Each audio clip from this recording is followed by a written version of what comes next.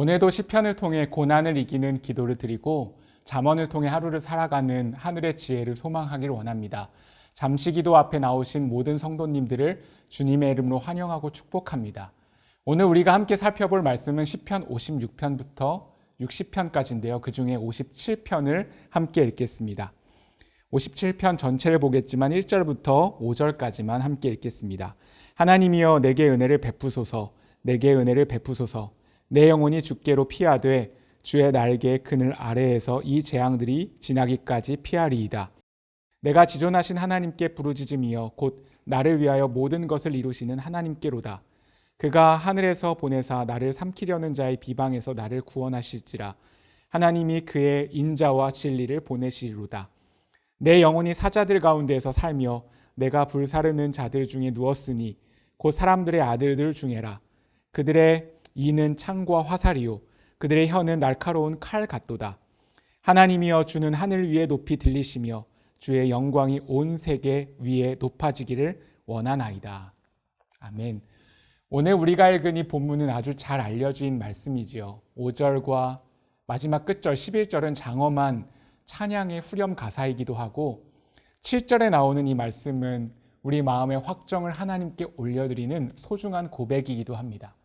8절에 나오는 내가 새벽을 깨우리로다 라는 이 말씀은 많은 특별 새벽 기도의 주제 성구로도 채택되는 그야말로 주옥 같은 시편의 고백입니다. 그런데 가끔은 이 시편 앞에 있는 부제, 제목이 더 중요할 때가 있습니다. 성경책을 펴본 분이라면 보셨겠지만 이렇게 써 있어요. 다윗이 사울을 피하여 굴에 있던 때에 라고 되어 있죠.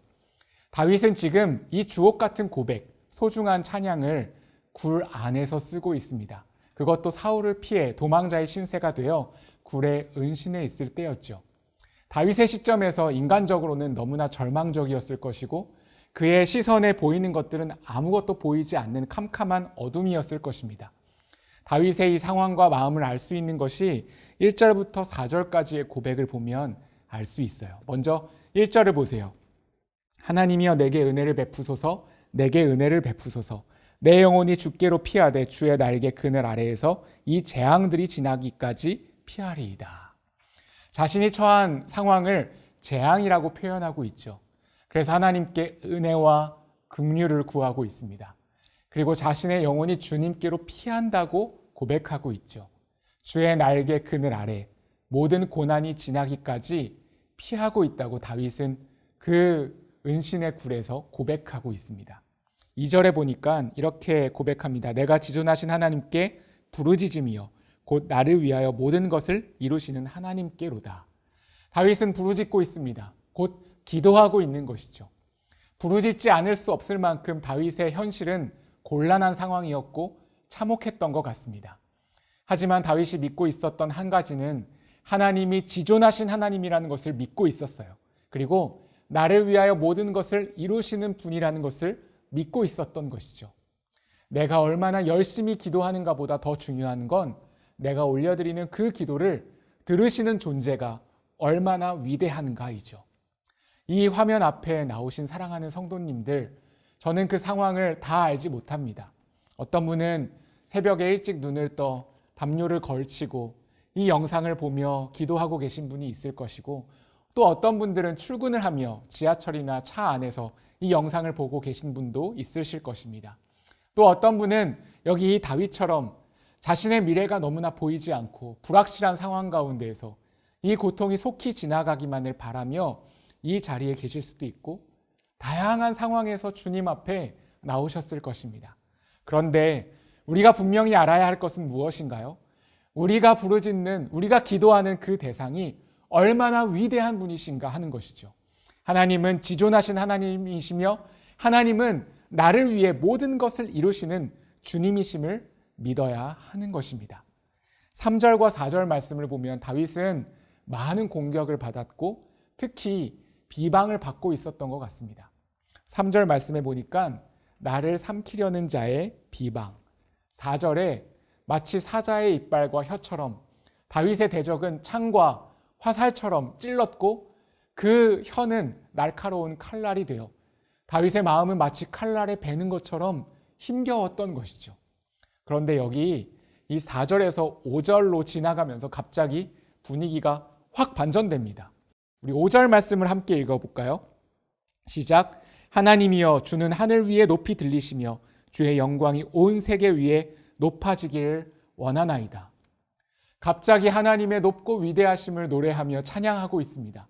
하늘 위에 높이 들리실 하나님의 이름을 부르고 있고 주님의 영광이 온 세계 가운데 높아지기를 선언하고 있죠. 눈앞에 처한 형편은 캄캄한 한밤중이지만 그의 마음과 시야엔 하나님의 높으신 이름, 온 세계에 찬란한 영광이 가득했음을 알 수 있습니다. 어떻게 이럴 수 있었을까요? 바로 기도 때문입니다. 그래서 저는 오늘 이 본문을 함께 살펴보며 두 가지로 우리의 삶의 자리에서 적용해 보고자 합니다. 첫 번째, 기도는 피난의 굴 안에서도 우리를 하늘로 연결시켜 준다는 것입니다. 여기 다윗을 보십시오. 도무지 찬양할 수 없는 상황이었습니다. 답답하고 꽉 막혀 있는 피난 생활 중이었습니다. 턱 밑까지 추적해 오는 대적자들의 위협 앞에 놓여 있었습니다. 비방하는 소리가 들려오고 그 마음은 끝없이 추락하는 것 같은 상황에서 다윗이 기도했더니 어떤 반전이 일어납니까? 그의 심상이 하늘로 연결됩니다. 그리고 그 하늘보다 높으신 주님의 이름을 부르며 노래합니다. 그 조그마한 굴 속에서 온 세상에 가득한 주의 영광을 보고 있습니다. 다윗은 자신이 처한 고난과 함께 침몰되지 않고 있습니다. 눈앞이 캄캄한 고통의 현실에서도 다윗은 하나님의 인자와 진리를 바라보며 기도하고 있고 그 기도는 하늘로 연결되는 통로가 되어 더 넓은 세상을 다스리시는 하나님을 만나고 경험하는 은혜가 있게 되는 것입니다. 혹시 사방이 꽉 막힌 것 같은 상황에 계신 분이 있습니까? 경제적으로 혹은 정서적으로 고난이 극심하여 핍절한 상황에 놓여 있는 분이 있나요? 추적해오는 대적자들의 입술에서 나오는 비방으로 인해서 마음이 칼날에 베이는 것처럼 아파하며 어쩔 수 없는 상황에 갇혀 있는 분이 계십니까? 물론 우리의 삶이 너무나 절망스럽고 힘들 때가 있죠. 삶은 고난의 연속입니다. 이 산을 겨우 넘었다고 생각했는데 더 큰 산이 가로막고 있습니다. 내가 할 수 있는 건 굴 속에 들어가 버리고 그곳에서 아무것도 할 수 없는 것처럼 느껴질 때가 있습니다. 모든 것이 끝났다고 생각될 때가 있습니다. 하지만 바로 그때 우리 믿는 사람들은 할 수 있는 것이 있습니다. 바로 기도입니다. 기도 속에서 우리는 하나님을 바라게 됩니다. 그리고 하나님께 나의 해결책이 있음을 그 기도 속에서 발견하게 됩니다. 기도할 때 하늘보다 높으신 주님을 만나게 됩니다. 기도를 통해 우리는 영광의 주님을 만나게 됩니다. 그 상황보다 높으신 그 상황을 극복하게 하고 뛰어넘게 하시는 역전의 은혜를 소망하게 되는 것입니다.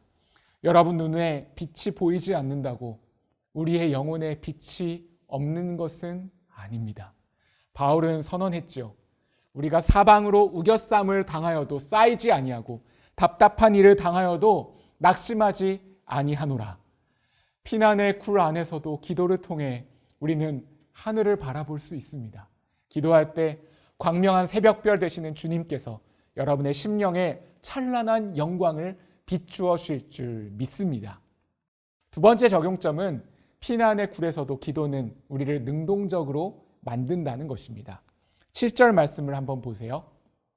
이렇게 선언합니다. 하나님이여 내 마음이 확정되었고 내 마음이 확정되었사오니 내가 노래하고 내가 찬송하리이다. 1절의 다윗과 이 7절의 다윗은 너무나 달라져 있는 것 같습니다. 마음의 확정을 선언합니다. 어두운 상황이지만 내가 노래하고 찬송하겠다고 고백하고 있습니다. 8절은 더 선언적입니다. 내 영광아 깰지어다. 비파야 수금아 깰지어다. 내가 새벽을 깨우리로다. 다윗의 마음은 이미 소망으로 가득 차 있습니다. 절망은 온데간데 없고 자신이 새벽을 깨우겠다고 선포합니다. 새벽이 자신을 깨우는 게 아니라 하나님을 바라며 기도했더니 이제 자신이 새벽을 깨우겠다고 결단하고 있는 것이죠. 9절 주여 내가 만민 중에서 주께 감사하며 뭇 나라 중에서 주를 찬송하리이다. 감사, 찬송, 그의 마음이 완전히 바뀌었습니다. 왜 그럴 수 있었나요? 10절 말씀에 보니까 무릇 주의 인자는 커서 하늘에 미치고 주의 진리는 궁창에 이르나이다. 하늘에 미치는 주의 인자하심이 있고 주님의 진리가 궁창에 이를 만큼 크기 때문에 다윗은 기도 속에서 주님의 크신 인자와 진리를 깨달았기에 한밤중에도 노래할 수 있었던 것이죠. 아무것도 할 수 없다고요? 아닙니다. 우리는 가장 위대한 것을 할 수 있습니다. 바로 기도입니다. 조지 뮬러는 말했죠. 이 세상에서 단 하나의 빈곤만 있을 뿐이다. 그것은 기도의 빈곤이다 라고 말입니다. 기도는 우리를 한밤중에서도 노래할 수 있게 합니다. 기도는 높으신 하나님을 찬송하게 합니다. 바울과 실라가 그 깊은 옥중에서 감옥 속에서 기도하며 하나님을 찬송했을 때 그 감옥문이 열린 것처럼 옥죄어오는 우리의 고난의 현실을 뛰어넘게 하는 유일한 길은 하나님께 기도하고 찬송하는 것입니다. 사랑하는 성도 여러분, 기도하십시오. 하늘로 연결될 것입니다. 찬송하십시오. 우리를 능동적으로 만들 것입니다. 아무것도 할 수 없다고요? 아니요. 우리는 가장 위대한 것을 할 수 있습니다. 바로 기도입니다.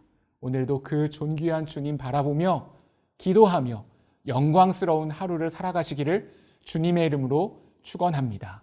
기도드리시겠습니다.